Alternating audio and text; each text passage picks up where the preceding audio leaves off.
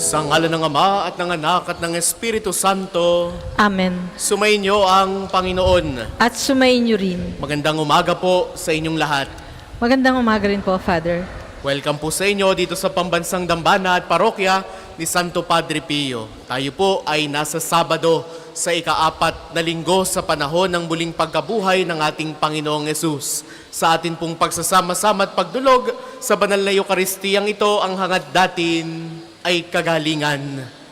Naway patuloy nating ilapit ang ating mga sarili sa poong may kapal upang matanggap natin yung kagalingan na hinahangad ng ating mga puso at patuloy tayong magtiwala sa biyaya ng pagpapagaling sa pamamagitan ng ating patrong Santo Padre Pio. Kaya taminin po muna natin ang ating mga kasalanan upang tayo maging marapat gumanap sa banal na pagdiriwang. Inaamin ko sa makapangyarihang Diyos at sa inyo mga kapatid na lubha akong nagkasala sa isip, sa salita at sa gawa at sa aking pagkukulang. Kaya'y sinasamo ko sa mahal na Birheng Maria, sa lahat ng mga anghel at mga banal, at sa inyo mga kapatid na ako'y panalangin sa Panginoong ating Diyos. Kaawaan tayo ng makapangyarihang Diyos, patawarin tayo sa ating mga kasalanan at patnubayan tayo sa buhay na walang hanggan. Amen.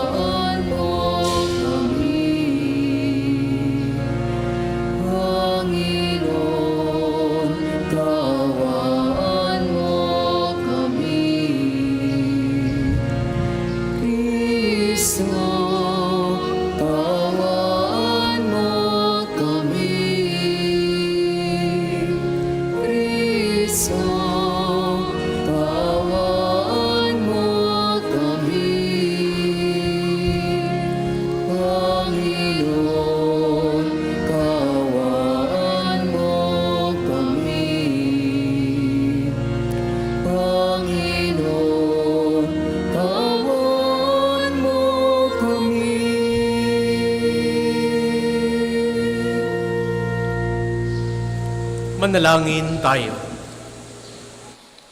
Ama naming makapangyarihan, lagi mong lubusin sa aming pagdiriwang ang pagganap sa pagkabuhay ng anak mong mahal, upang ang mga minarapat mong sa binyag magbagong buhay ay maging hitik sa bungang dulot ng iyong pagsubaybay at maluwalhating makarating sa ligaya magpakailanman sa pamamagitan ni Hesu Kristo kasama ng Espiritu Santo magpasawalang hanggan. Amen.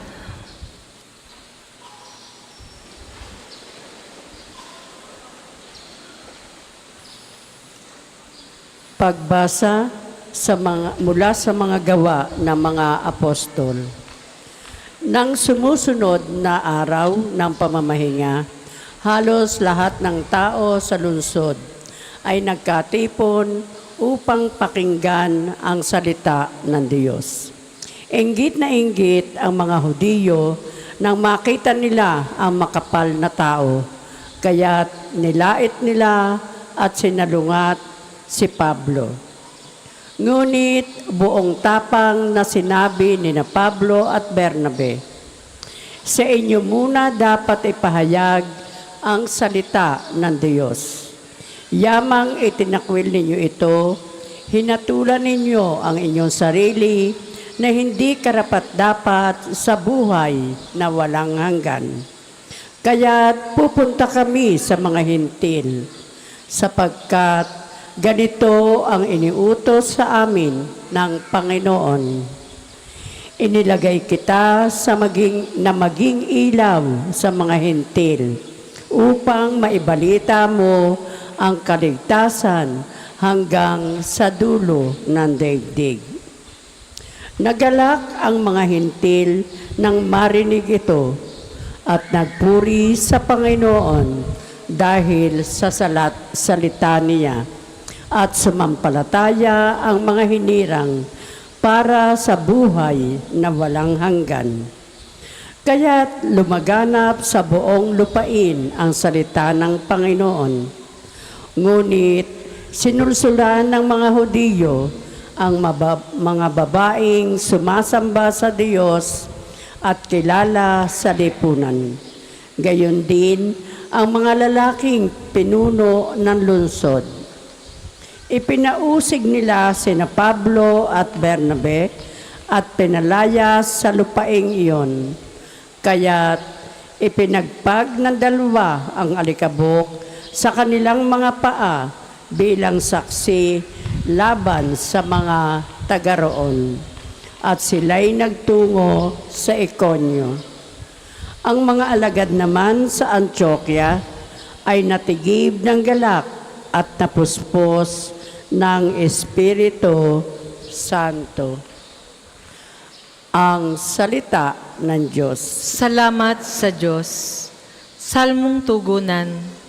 Kahit sa ay namamalas, tagumpay ng nagliligtas. Kahit sa ay namamalas, tagumpay na nagliligtas. Umawit ng bagong awit at sa poon ay ialay, pagkat yaong ginawa niya ay kahangahangang tunay.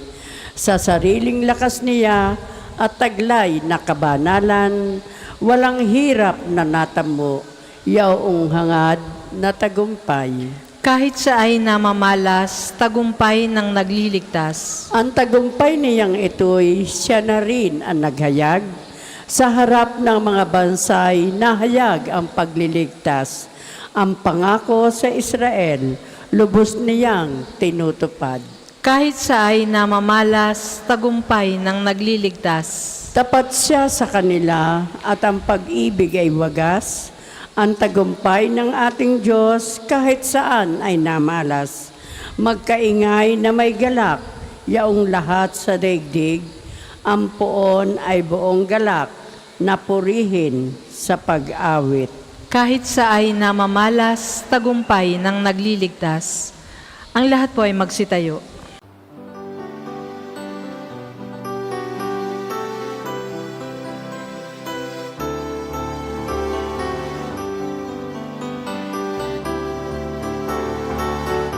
Hallelujah, hallelujah, hallelujah,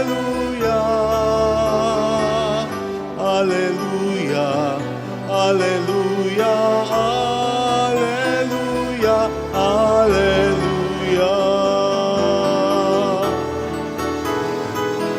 Hallelujah, hallelujah, hallelujah.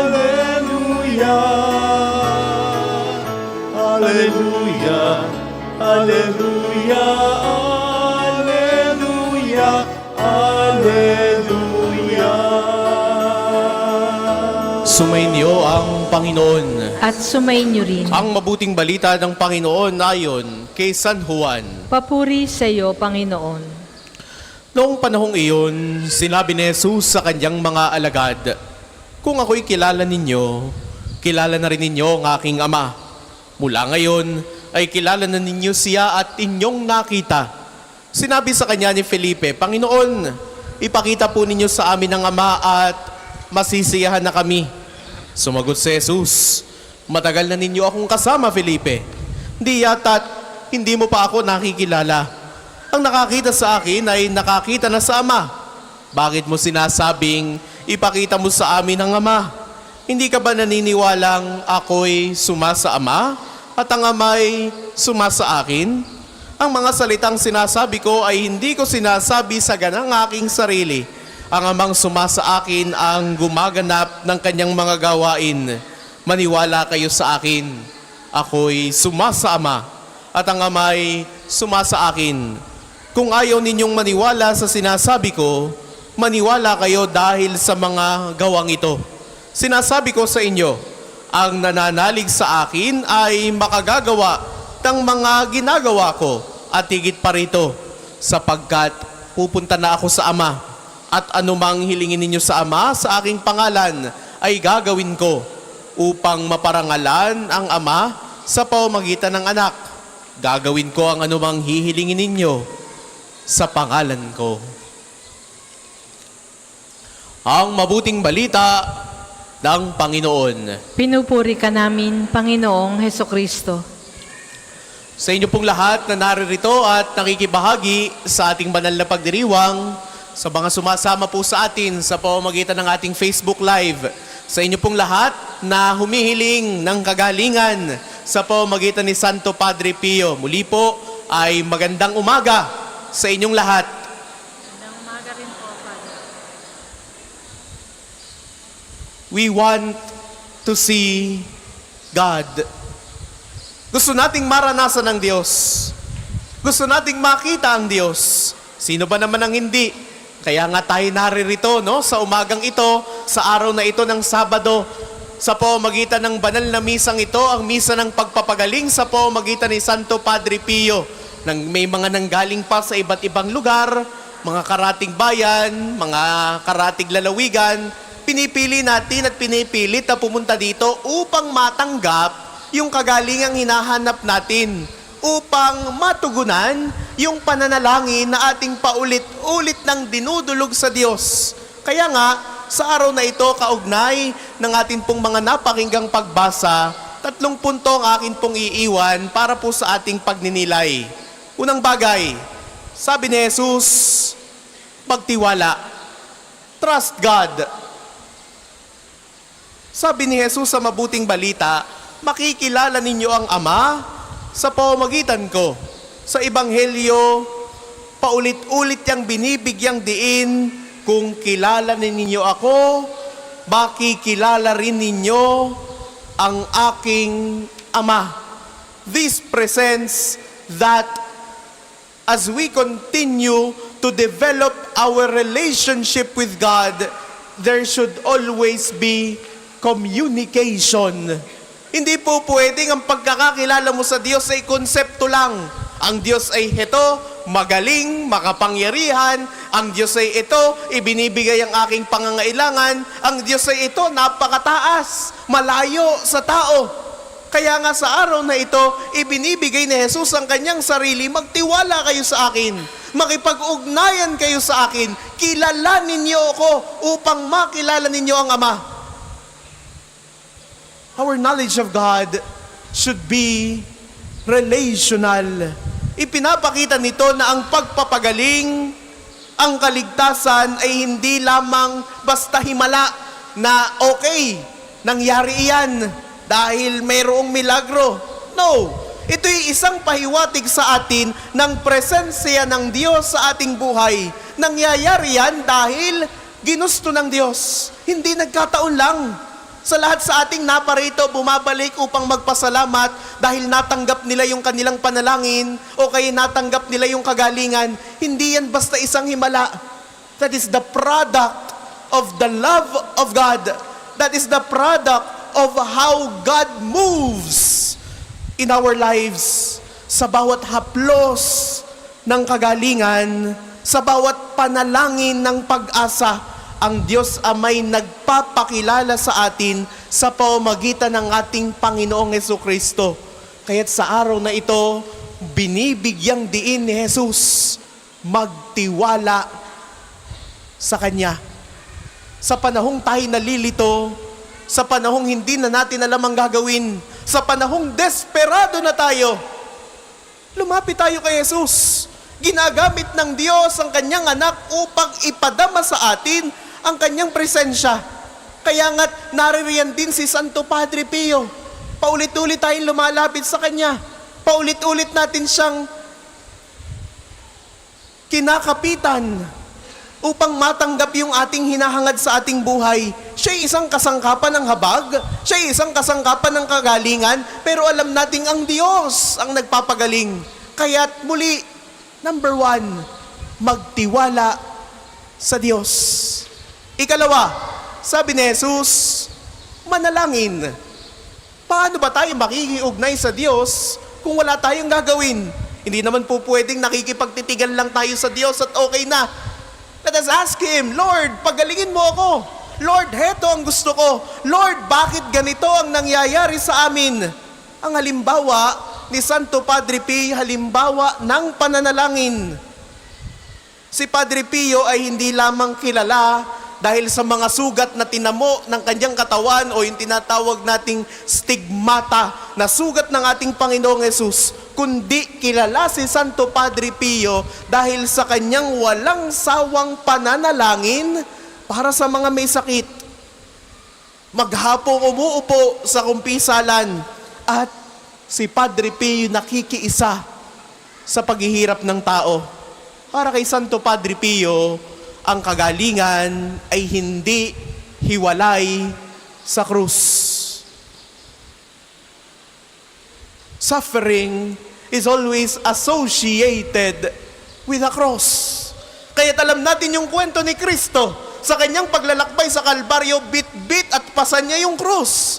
Narating niya yung muling pagkabuhay dahil siya'y namatay sa krus. Ang tunay na kagalingan ay nagmumula sa pakikiisa sa krus ni Kristo.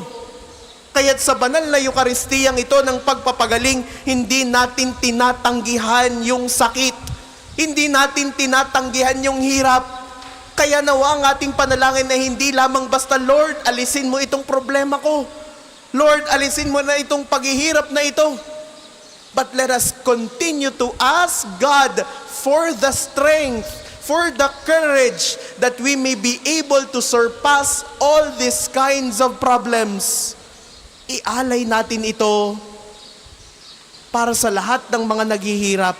Isuko natin ito sa kamay ng Diyos. At gaya ni Santo Padre Pio, tayo ay tinatawag na maging bukas palad na instrumento ng kagalingan sa pamamagitan ng pananalangin, sa pamamagitan ng pangunawa, at lalo tigit sa pamamagitan ng malasakit sa ibang tao. Kahit sa araw na ito, binibigyang diin ng ating Panginoong Hesus. Number 2, manalangin.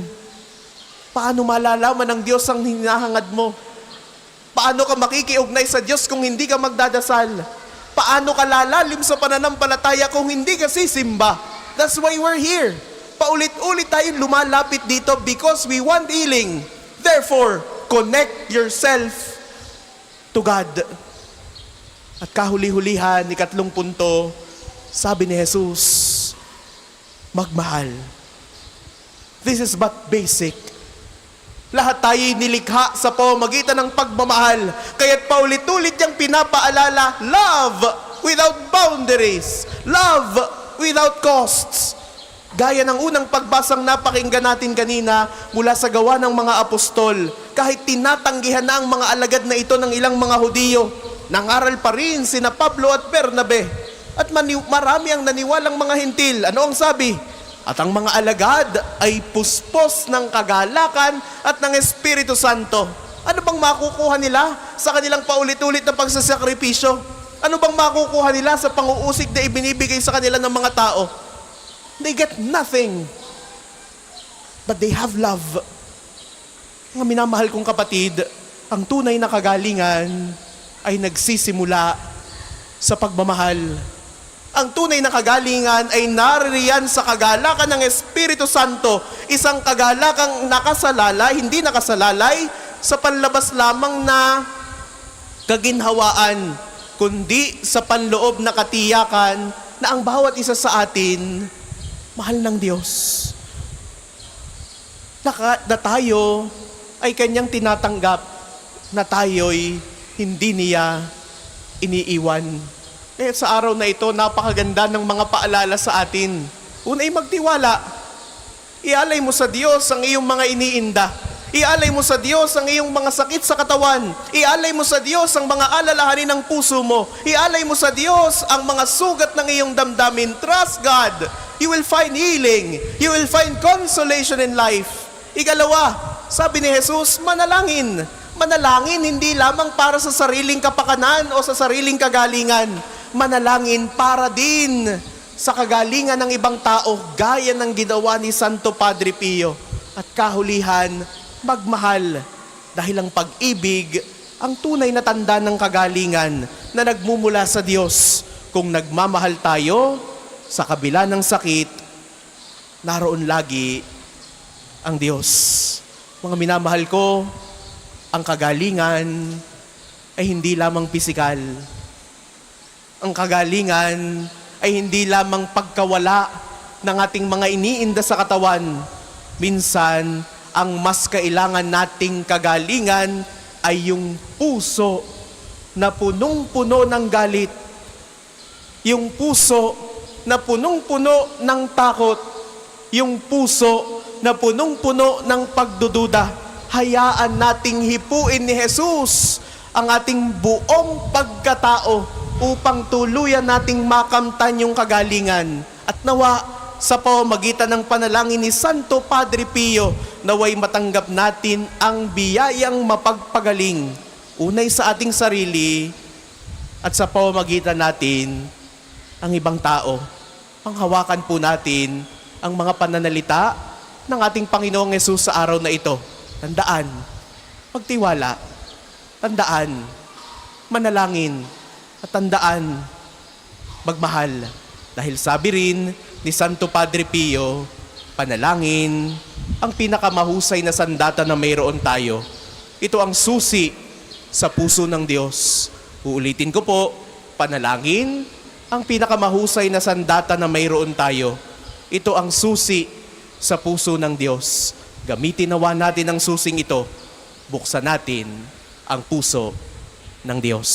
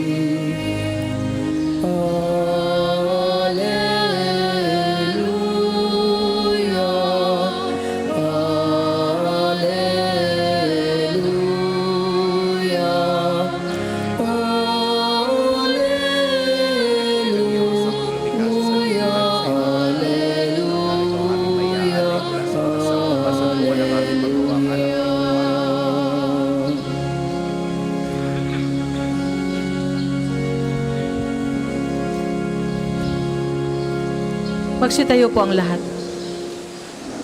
Manalangin kayo mga kapatid upang ang paghahain natin ay kalugdan ng Diyos samang mga pangyarihan. Tanggapin nawa ng Panginoon itong paghahain sa iyong mga kamay, sa kapurihan niya at karangalan sa ating kapakinabangan at sa buong sambayanan niyang banal. Ama naming lumikha, para mo ng awa, gawin mong banal ang mga alay naming iusan ng kalugdan at kami gawin mong haing sa iyo'y laging nakalaan. Sa pamamagitan ni Hesu Kristo, kasama ng Espiritu Santo, magpasawalang hanggan. Amen. Sumainyo ang Panginoon. At sumainyo rin. Itaas sa Diyos ang inyong puso at diwa. Itinaas na namin sa Panginoon. Pasalamatan natin ang Panginoong ating Diyos. Marapat na siya ay pasalamatan. Ama naming makapangyarihan, tunay ngang marapat na ikaw ay aming pasalamatan. Ngayong ipinagdiriwang ang paghahain ng Mesiyas, ang mahamong tupa na tumubos sa aming lahat. Siya'y talagang maaasahan at ang katapatan niya sa pananagutan ay siyang bumago sa dating pamumuhay sa sangkatauhang namihasa sa pagkasalawahan. Ang dangal ng tao ay ganap na itinampok upang mamana namin sa pakikipagkapatid kay Jesus. Kaya kaysa ng mga anghel na nagsisiawit ng papuri sa iyo nang walang humpay sa kalangitan, kami nagbubunyi sa iyong kadakilaan.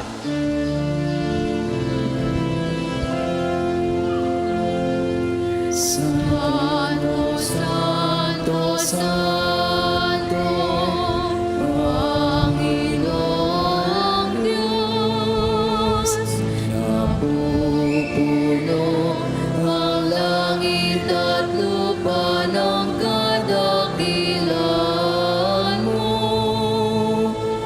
Hosana, Hosana, Hosana sa kaitaasan. Hosana, Hosana, Hosana sa kaitaasan. Pinagpalang na paririto sa ngalan ng Panginoon. Hosana, Hosana, Hosana sa kaitaasan. Hosana, Hosana, Hosana sa kaitaasan. Kung hindi po kayang lumuhod, manatili pong nakatayo ng may paggalang. Ama naming banal, ikaw ang bukal ng tanang kabanalan. Kaya't sa pamamagitan ng iyong Espiritu, gawin mong banal ang mga kaloob na ito upang para sa amin maging katawan at dugo ng aming Panginoong Jesucristo. Bago niya, pinagtiis ang kusang loob na maging handog. Hinawakan niya ang tinapay, pinasalamatan kaniya, pinagati-hati niya iyon, iniabot sa kanyang mga alagad at sinabi, tanggapin ninyong lahat ito at kanin. Ito ang aking katawan na ihahandog para sa inyo.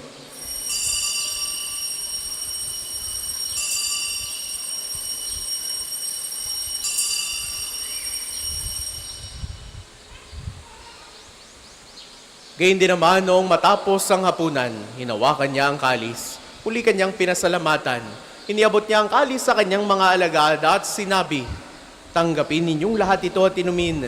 Itong kalis ang aking dugo ng bago at walang hanggang tipan. Ang aking dugo na ibubuhos para sa inyo at para sa lahat, sa ikapagpapatawad ng mga kasalanan. Gawin ninyo ito sa pag-alala sa akin.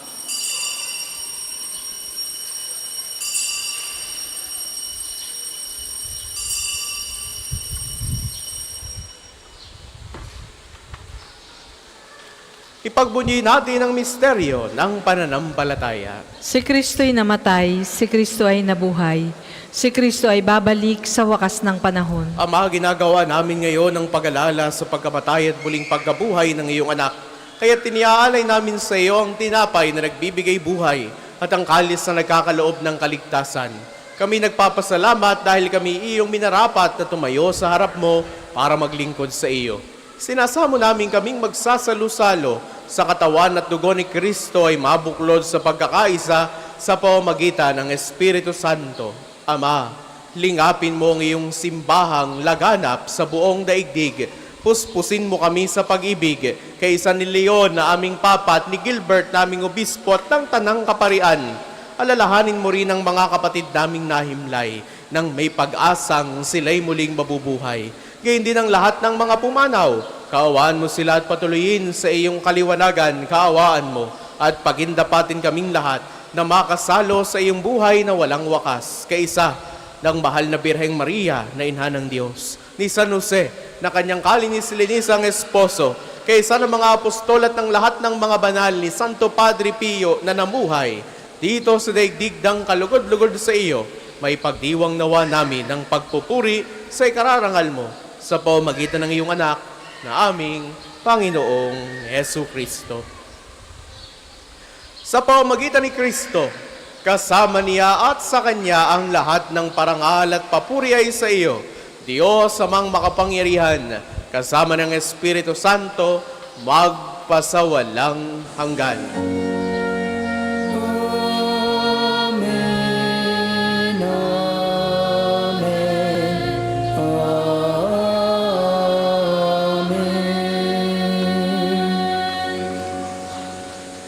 Sa tagubili ng mga nakagagaling na utos sa turo ni Jesus sa Panginoon natin at Diyos, ipahayag natin ng lakas loob.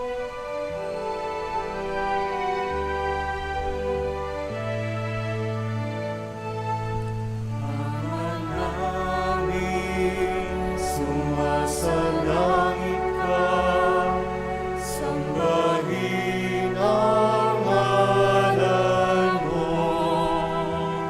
Mapasa amin ang kaharian mo, sundan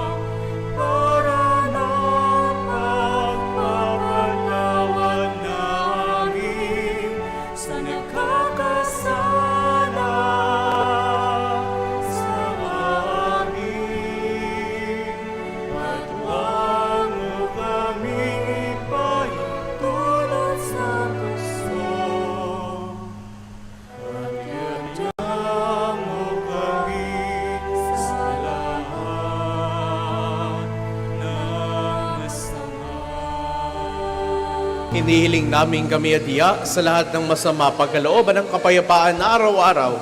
Iligtas sa kasalanan at ilayo sa lahat ng kapahamakan. Samantalang aming pinananabikan ng dakilang araw ng pagpapahayag ng tagapagligtas naming si Hesu Kristo. Sapagkat iyo ang kaharian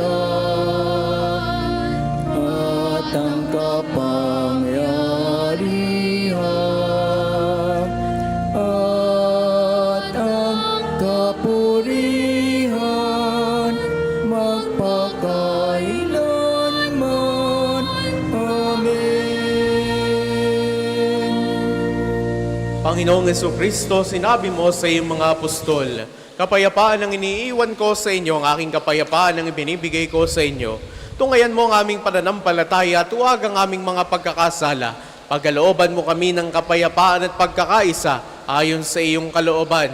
Kasama ng Espiritu Santo, magpasawalang hanggan. Amen. Ang kapayapaan ng Panginoon ay laging sumainyo. At sumainyo rin. Magbigayan kayo ng kapayapaan sa isa't isa. Peace be with you. Kordero ng Diyos na nag-aalis ng mga kasalanan ng sanlibutan, maawa ka sa amin. Kordero ng Diyos na nag-aalis ng mga kasalanan ng sanlibutan, maawa ka sa amin. Kordero ng Diyos na nag-aalis ng mga kasalanan ng sanlibutan, ipagkaloob mo sa amin ang kapayapaan. Kung hindi po kayang lumuhod, manatili pong nakatayo ng may paggalang.